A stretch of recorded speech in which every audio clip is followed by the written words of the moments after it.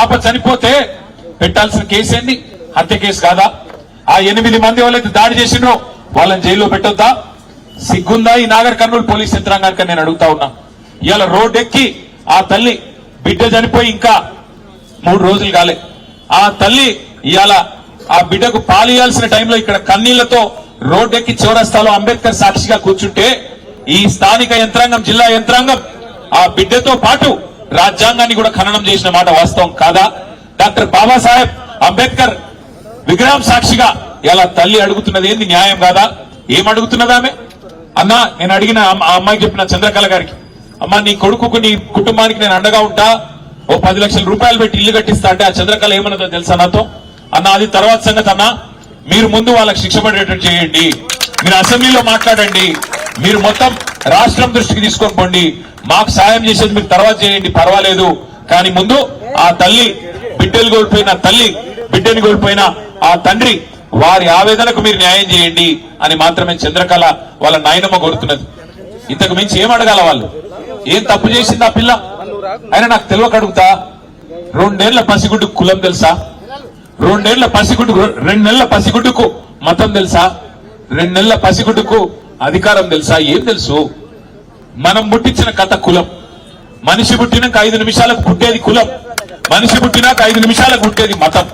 ఇవాళ దానికోసం చివరికి మనుషులను చిన్న చూపు చూసి, దేవుడు దర్శనానికి రాకుండా చేసి, వారి మీద దాడి చేసి, మళ్ళీ వారి మీదనే కేసులు పెట్టి చివరికి రోడ్డు మీద కూర్చునే పరిస్థితి తల్లికి, ఆ తండ్రికి, వాళ్ళ కుటుంబం మొత్తానికి తెచ్చిన ఈ వ్యవస్థను చూసి సిగ్గుతో తలదించుకోవాలి తెలంగాణ సమాజం. ఇవాళ నేను ఇక్కడ రాజకీయం మాట్లాడడానికో రాజకీయం చేయడానికో రాలేదు. నేను స్థానిక ఎమ్మెల్యే గారిని కూడా కోరుతా ఉన్నా, స్థానిక ఎంపీ గారిని కూడా కోరుతా ఉన్నా, హంతకుడు ఎవడైనా హంతకుడే. వాడు ఏ పార్టీ వాడైనా, ఏ పార్టీ వాడైనా వాడిని ఖచ్చితంగా శిక్షించాల్సిందే. 8 మంది ఈరోజు ఈ హంతకుల ముఠా కలిసి ఆ పాపను హత్య చేసింది. ఆ 8 మందిని జైల్లో పెట్టాలా, ఆ 8 మందిని ఖచ్చితంగా హత్యా నేరం కింద అరెస్ట్ చేయాలన్నదే మా ప్రధానమైన డిమాండ్. తర్వాత ఆ కుటుంబాన్ని తప్పకుండా సరే మేము పార్టీ పరంగా మేము ఆదుకుంటాం, ఆ ఇల్లు కట్టిస్తాం, అది పెద్ద సమస్య కాదు, కానీ రాష్ట్ర ప్రభుత్వం కూడా స్పందించాలా. రాష్ట్ర ప్రభుత్వం కూడా ఖచ్చితంగా స్పందించి ఈ దుర్మార్గమైన అహంకారంతో, ఆధిపత్యంతో, అధికారం అండ చూసుకొని చెలరేగిపోయి ఆ పసిగుడ్డుని ఏదైతే హత్య చేసినారో రాష్ట్ర ప్రభుత్వం కూడా స్పందించి 1 కోటి రూపాయలు నష్టపరిహారం ఖచ్చితంగా ఆ కుటుంబానికి అందించాలి. ఆ కుటుంబంలో చదువుకున్న వాళ్ళు ఎవరైనా ఉంటే, గణేష్ గాని వాళ్ళ తమ్ముడు గాని వాళ్ళ చెల్లి అక్క గాని ఉంటే తప్పకుండా వారికి వెంటనే ప్రభుత్వ ఉద్యోగం ఇవ్వాలి. ఆ కుటుంబానికి అండగా నిలబడాలి.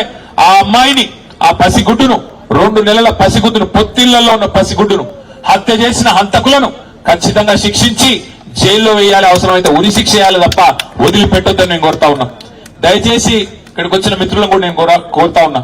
సరే మేము చుట్టపుగా వచ్చినాం పోయినాం, కానీ ఇక్కడ ఉన్న మా తమ్ముళ్ళు బీసీ, ఎస్సీ, ఎస్టీ అందరూ జేఏసీగా ఏర్పడి విశారదన్ గారు, మందకృష్ణ గారి తరఫున, బీఎస్పీ తరఫున అందరు కొట్లాడుతా ఉన్నారు, బీఆర్ఎస్ తరఫున కొట్లాడుతా ఉన్నారు. ఈ పోరాటం ఆపకండి. న్యాయం జరిగేదాకా మరి జనార్దన్ రెడ్డి మీ ఎంబడి ఉంటాడు. మరి జనార్దన్ రెడ్డి కూడా నేను విజ్ఞప్తి చేస్తా ఉన్నా, ఒక ధర్నాతోనో ఒక దీక్షతోనో ఈ కుటుంబానికి న్యాయం జరగదు. న్యాయం జరిగేదాకా, ఈ దుర్మార్గులను శిక్షించేదాకా వదిలిపెట్టొద్దు.